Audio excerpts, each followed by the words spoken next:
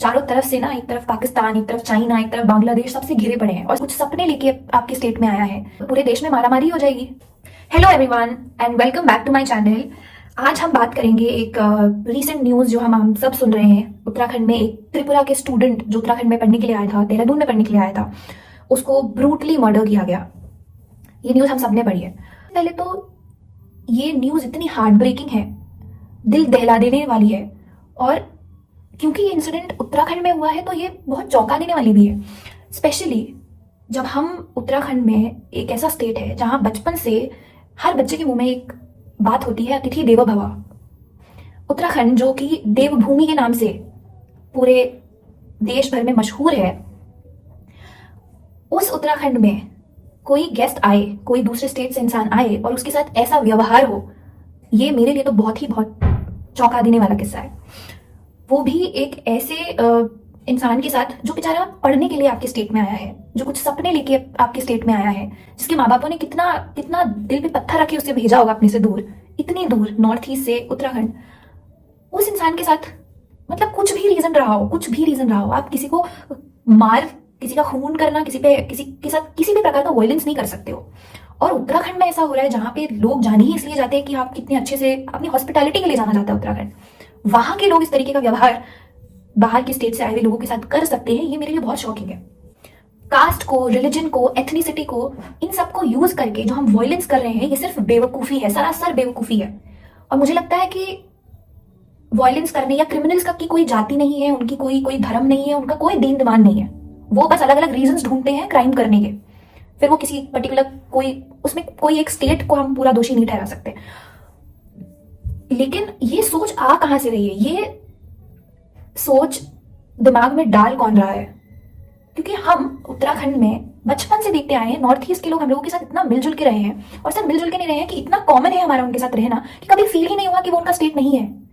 मतलब मुझे तो ऐसा याद है, हम हमेशा हमारे आसपास कोई ना कोई रहा है नॉर्थ ईस्ट का, और चाहे वो हमारी कॉलोनी में हो, चाहे वो हमारे स्कूल में पढ़ने वाले हो, चाहे कॉलेज में पढ़ने वाले हो, हमेशा रहे हैं कोई ना कोई आसपास। और कभी एक सेकंड के लिए ऐसा फीलिंग हुआ कि अरे ये कोई बाहर के लोग हैं, ये हमारे स्टेट के लोग नहीं है, नहीं, क्योंकि इतने यूज्ड टू हैं उनके साथ रहने के। तो उत्तराखंड के लोग इन जनरल बहुत यूज्ड टू है नॉर्थ ईस्ट के लोगों को देखने की, उनके साथ उठने बैठने की, उनके कल्चर को जानते हैं, उनसे बातचीत करना उनके हमारे आसपास ही है वो। तो उनके लिए ये थॉट कहाँ से आ रहा है किसी के भी दिमाग में कि वो चाइनीज हैं, वो मोमो उनको आप बोल रहे हो, उनके ऊपर आप गंदे गंदे भद्दे भद्दे रिमार्क्स डाल रहे हो, उनको बोल रहे हो तुम इंडियन नहीं हो। आप कौन होते हो डिसाइड करने वाले कि कौन इंडियन है कौन नहीं है? क्या किसी की शक्ल पे लिखा रहता है कि वो इंडियन है क्या नहीं है? क्या आप मतलब आंखों के साइज से डिसाइड कर रहे हो कि कौन इंडियन है कौन नहीं है? इंसान के चेहरे से, उसके रंग रूप से आप डिसाइड करोगे, और आप होते कौन है डिसाइड करने वाले? मेरा ये वीडियो बनाने का रीजन सिर्फ इतना है, मुझे नहीं पता, शायद जो भी मेरी वीडियो देख रहा हो शायद वो भी मेरी बात से सहमत हो कि नहीं, हम इस तरीके की खराब सोच नहीं रखते हैं, हम हर इंसान से उतनी ही प्यार से रहते हैं, हमारा स्टेट उतना ही हमारा है जितना उनका है। लेकिन कुछ हमारे आसपास तरीके के लोग होते हैं, और चाहे अनचाहे उन लोगों की ये थॉट प्रोसेस ना कभी कभी बाहर आती है, जाने अनजाने कभी ना कभी थोड़ी बहुत इस तरह की थॉट प्रोसेस आ जाती है कि चलते किसी नॉर्थ ईस्टर्न को बोल दिया चिंकी, या कोई भद्दा दिमाग उनको बोल दिया। तो अगर हमारे आसपास इस तरीके के लोग हैं ना, तो हमें उन्हें करेक्ट करना है, ताकि उन्हें रियलाइज हो कि वो गलत डायरेक्शन में सोच रहे हैं, वो किसी के फीलिंग्स को हर्ट कर रहे हैं और कुछ बहुत खराब बोल रहे हैं।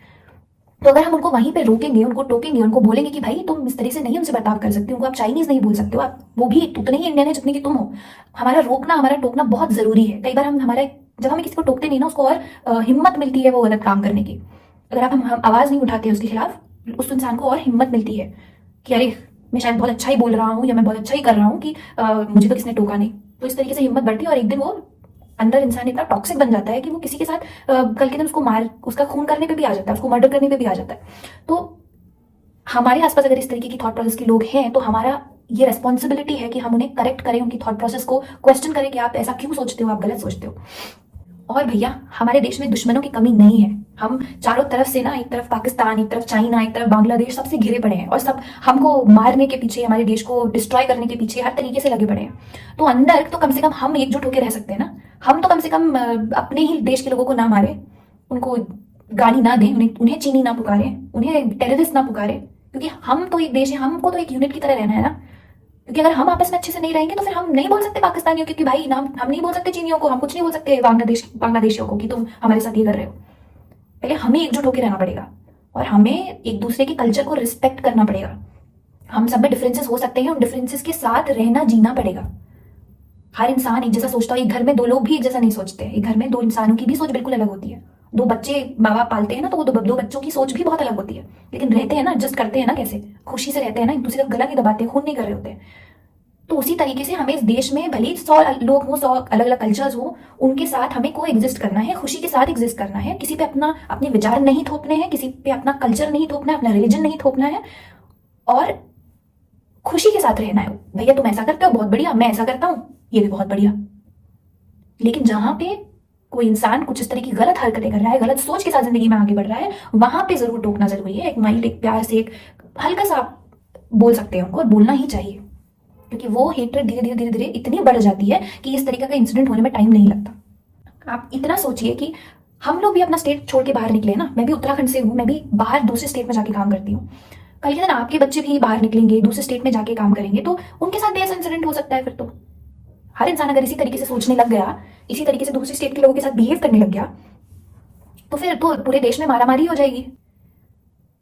तो हमको अपने आप से शुरुआत करनी है, खुद के अंदर झांक के देखना कि भाई हम तो किसी के लिए ऐसा खराब नहीं सोचते ना। अपने आप को प्रोटेक्ट करके रखिए डेफिनेटली। अगर आपको किसी से डर लगता है, आपको लगता है कि कोई इंसान ऐसा हो सकता है, वैसा हो सकता है, अपने आप को प्रोटेक्ट करिए डेफिनेटली। लेकिन इसका मतलब ये नहीं है कि आप इतने टॉक्सिक बन जाएं कि आप दूसरे इंसान के, दूसरे धर्म के लिए, किसी जाति के लिए, कहीं किसी भी लोगों के लिए, आप सारे लोगों के लिए ही खराब बन जाए। आपकी सोच ही ऐसी हो जाए कि आपको हर दूसरे रिलीजन का, हर दूसरी कास्ट का इंसान खराब लगने लगे। नहीं, ऐसा नहीं करना है। अभी मैं बस इतना होप कर सकती हूँ कि उस बच्चे की फैमिली जो है वो तो बहुत दुख में होंगे डेफिनेटली। उनके उनके फादर, उस बच्चे के फादर आर्मी में है। मैं बस इतना होप कर सकती हूँ कि उनको न्याय मिले, और आगे ये इंसिडेंट कभी दोबारा ना हो, कहीं भी नहीं हो, किसी स्टेट में, किसी देश में, कहीं भी नहीं हो। और किसी को प्रूव नहीं करना पड़े कि यार मैं भी इतना हिंदुस्तानी हूँ जितने तुम हो, मैं भी उतनी इंडियन हूँ जितनी तुम हो। किसी को प्रूव ना करना पड़ेगा।